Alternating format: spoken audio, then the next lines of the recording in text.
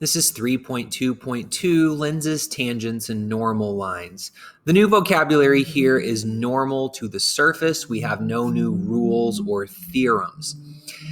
In the law that describes how light changes direction as it enters the lens, the important angles are the angles the light makes with the line perpendicular to the surface of the lens at the point of entry. And these are angles A and B in the figure to the right. So we see here that if the arc here represents the curve of a lens and the gray is inside the lens, and a light ray comes to the point of the lens, the important angles are the ones that it makes with the normal line to the lens, and the normal line is perpendicular to the tangent. So that's called normal to the surface. In this profile lens, like we see in the figure to the right, again, that normal line is perpendicular to the tangent. Profiles are often described by quadratic curves, and when they are, we can use implicit differentiation to find the tangents and the normals.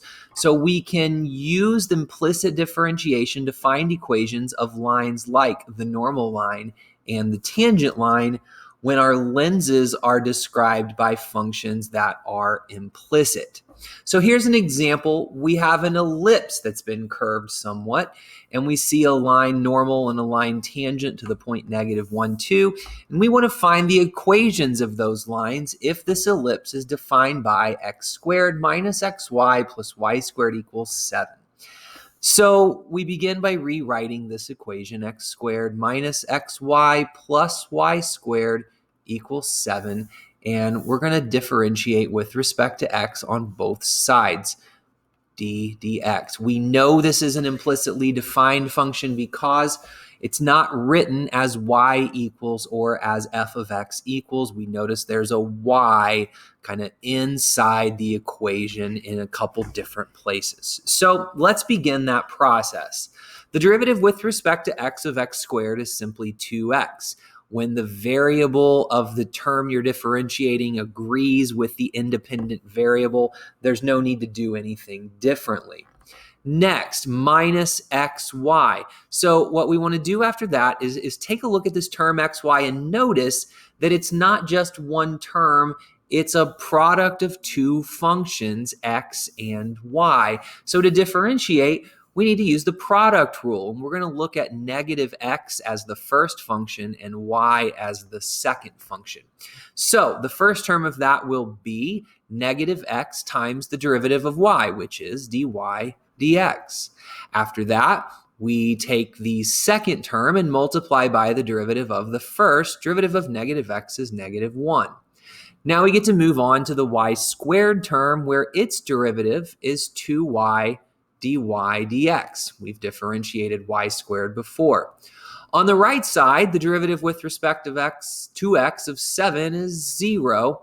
And now we can begin the process of collecting the terms with dy dx. And so that is the second term, and that is the fourth term of this derivative. So as we move on, that will be a 2y dy dx, and then our negative x dy dx after. And on the right side of the equals sign, we're going to take this negative y term and it becomes positive y, and we'll take this 2x term and it becomes minus 2x. Last, we will factor out the dy dx term from the two terms on the left, leaving us with 2y minus x, and then a y minus 2x on the right. We'll divide both sides by 2y minus x and by 2y minus x, and we have ourselves a derivative representing the slope of any point on the ellipse. Now we're going to need the slope on the ellipse at the point -1, 2. So I'm going to put my evaluate at bar there and -1, 2 down below to show what I'm going to substitute in place. In place of the y goes a 2, minus 2 times in place of the x goes a -1. That's over 2 times in place of the y goes a 2, and in place of the x goes a -1. So in the numerator, we have 2 plus 2, which is 4. In the denominator, we have 4 plus 1, which is 5. There's the slope of the tangent line. It's time that we can write our answer.